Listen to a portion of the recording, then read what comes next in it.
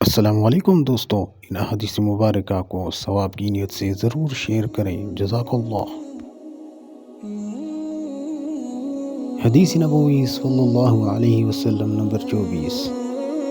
حضرت معاذ رضی اللہ تعالیٰ عنہ بیان کرتے ہیں، میں نبی صلی اللہ علیہ وسلم کے پیچھے گدھے پر سوار تھا، میرے اور آپ کے درمیان صرف فلان کی ایک لکڑی تھی۔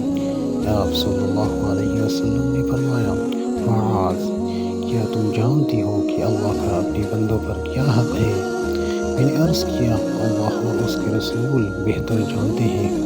آپ صلی اللہ علیہ وسلم نے فرمایا، اللہ کا بندوں پر یہ حق ہے کہ وہ اس کی عبادت کرے اور اس کے ساتھ کسی کو شریک نہ بنائے، اور بندوں کا اللہ پر یہ حق ہے کہ وہ اس شخص کو عذاب نہ دے جو اس کے ساتھ کسی قسم کا شرک کرتا ہو۔ میں نے عرض کیا، اللہ کے رسول، کیا میں لوگوں کو اس کی بشارت نہ دے دوں؟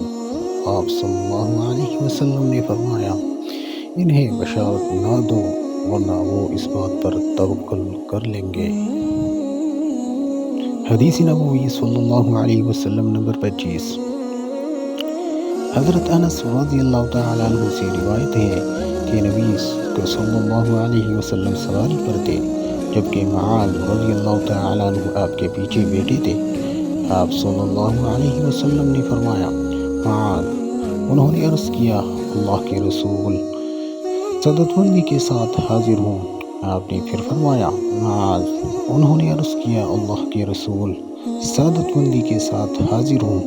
آپ نے پھر فرمایا، معاذ۔ انہوں نے عرض کیا، اللہ کے رسول، سعادت مندی کے ساتھ حاضر ہوں۔